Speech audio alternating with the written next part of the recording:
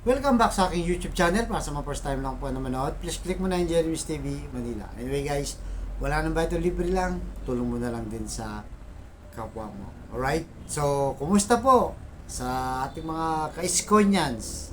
Salamat po sa inyong suporta sa patuloy na paglaki ng ating channel. Tuloy-tuloy lang po tayo sa pag-promote kay Yorme at Chi.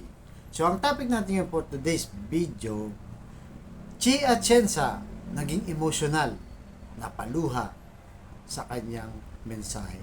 And guys, panoorin nyo mamaya, i-share ko sa inyo yung kanyang video na kung saan napakaganda ng kanyang mensahe. Very inspiring.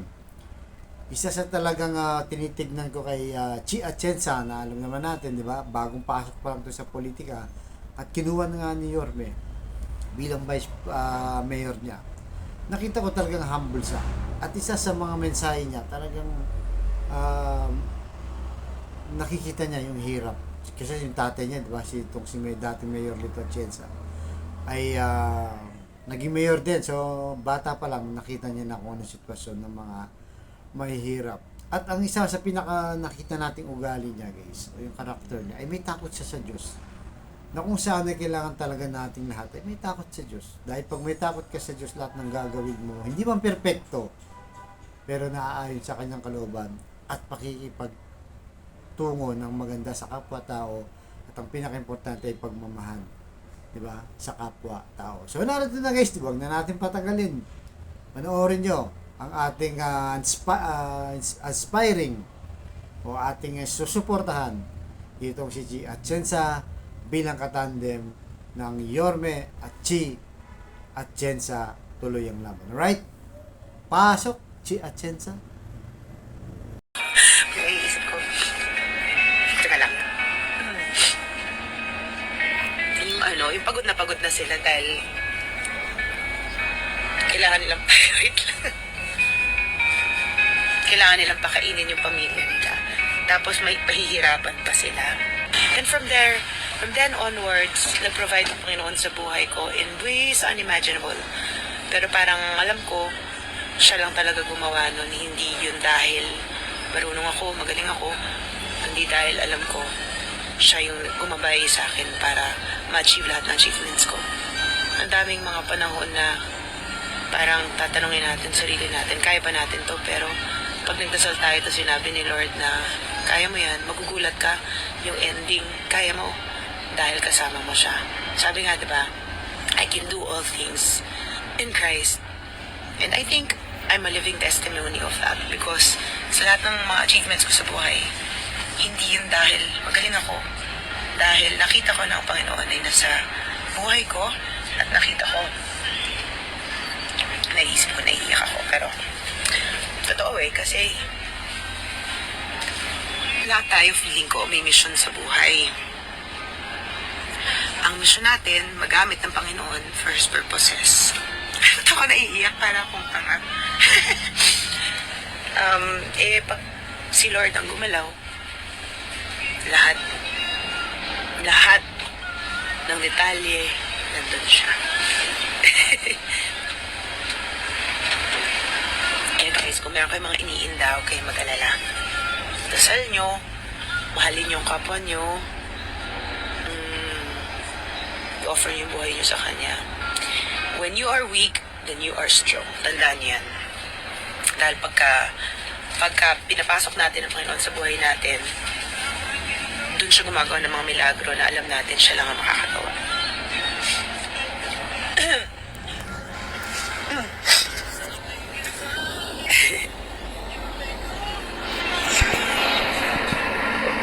Kamusta po ang inyong umaga? Wow, galing pa kayo from California. Malamig po ba ngayon dyan?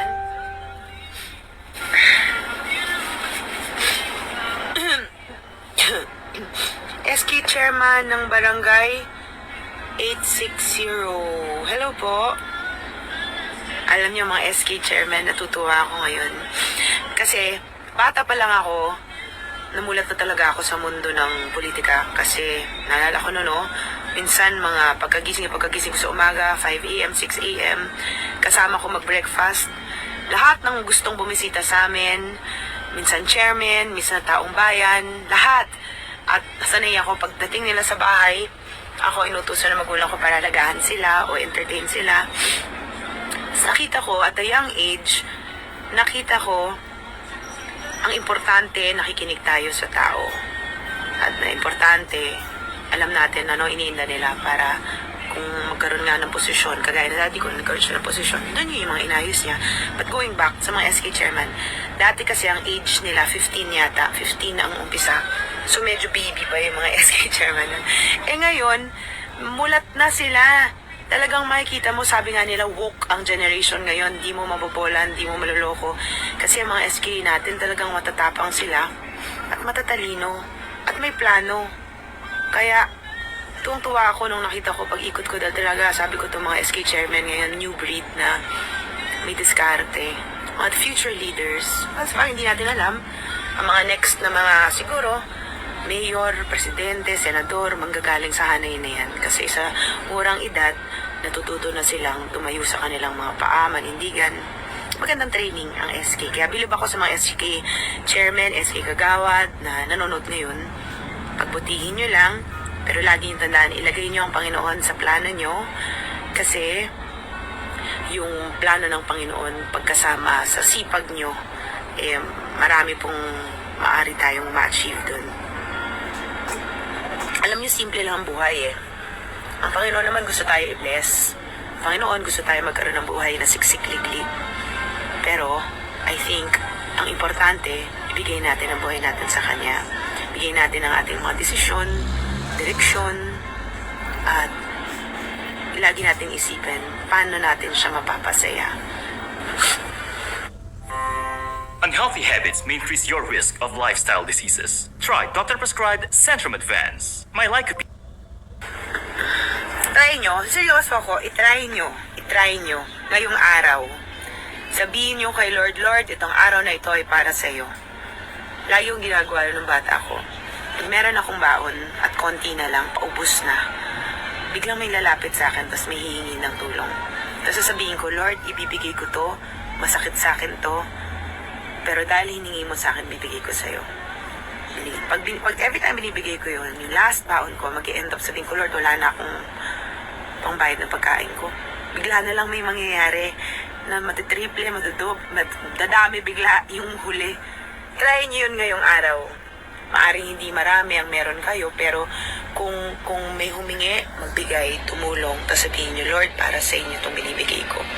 I dare you. Magugulat kayo. Times 10 ang ibibigay ng Panginoon sa inyo. Subukan nyo.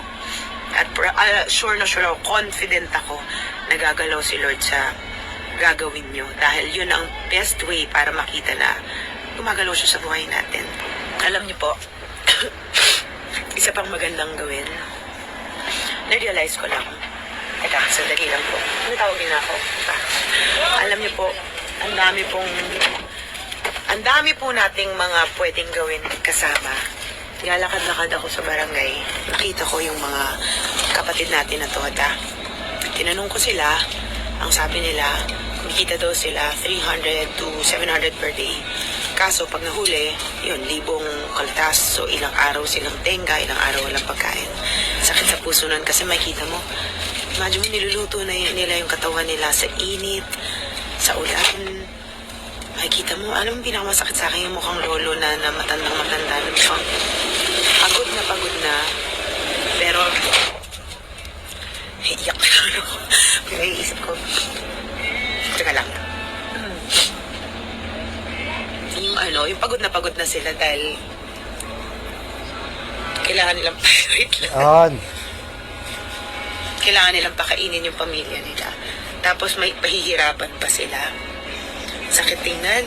Kaya naisip ko, sabi ko nga, kasi maganda ang kooperatiba, aganda, sabi ko, dapat siguro sa bawat area na may mga nagtatrabaho, ganun. Sana pwedeng suportahan ng livelihood na additional para habang sila ay nakikipagsapalaran sa kalsada, meron pa ring additional income na papasok sa kanila. Ay maliit na effort lang yan, kayang-kaya yan dahil ginagawa nga ng iba eh. Tsaka, iba pa rin kasi kung tulong-tulong. Pag nagtulungan tayo, term ko doon, synergize. Pag nag-synergize tayo at gumawa tayong paraan, parang bayanihan, aangat tayo eh. Ang mahirap lang kasi minsan yung mga tao na ayaw pa usbongin o ayaw pa succeed yung mga tao sa paligid. Pero tingin ko, marami naman sa mga Manilenyo, mga ano yan, matulungin yan. So kung tulong-tulong tayo, sabay-sabay tayo aangat. Yun lang. Pasensya na pag naiisip ko kasi talaga yung nakikita kong hirap sa paligid ko na ano rin ako, na-affect din ako. Na parang ngayon kasi wala naman akong magawa, kundi magsabi lang ng mga pwede nating gawin. Pero balang araw, may magagawa rin tayo. Dahil ang hiningi ko talaga, sabi ko, gusto ko livelihood for all. Maraming pwedeng gawin, maraming pwedeng turo, maraming suporta pwedeng ibaba. Kasi, tingin ko talaga best way para bumalik ang dignidad sa bawat tao is ma-empower natin sila, maparamdam natin sa kanila na may pag-asa. At kasama nila ang gobyerno na makatayo ulit. Ang biggest downfall of every nation is kapag ang mga tao dun ay wala ng pag-asa. Kaya dapat ang pag-asa binubuhay, dapat ang mga tao sinusuportahan, dapat kung wala mang pag-asa ang tao, maparealize sa kanila na ang buhay nila ay may saysay. Ako naniniwala akong bawat buhay importante, bawat buhay mahalaga. Kasi lahat tayo pinanganak na may isang misyon.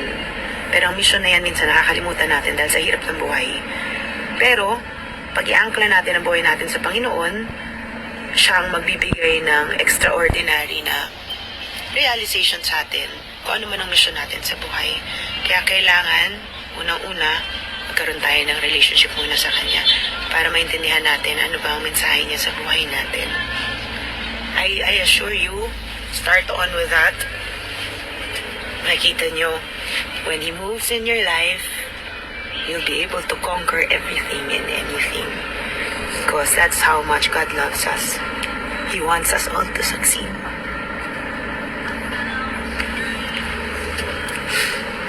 Maiba naman tayo. Kahapon, kagabi, punta po ako sa isang barangay. Nakita ko naka-on ang ilaw nila. At nakita ko nga, kakatuwa, imagine mga 11 na yun, nag-meeting yung mga SK tungkol dun sa next event nila. Sabi ko, grabe, pati SK pala, puyatan na. Imagine nyo, mga nag-aaral pa yan. Kaya sabi ko nga talaga pagka mission-oriented ang tao, hindi mo iniinda ang hirap at pagod. Kahit SK, madaling araw nagpaplano ng mga events para sa mga kabataan.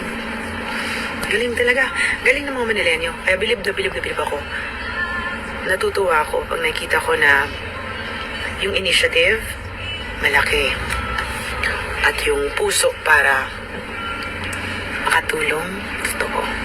Dahil ang pinaka-importante sa lahat ay ang genuine love for people. Genuine care at mahal natin sila para to the point na isa-sacrifice din natin ang mga bagay na gusto natin para totoong mag-serve at makita nila ang sincerity natin.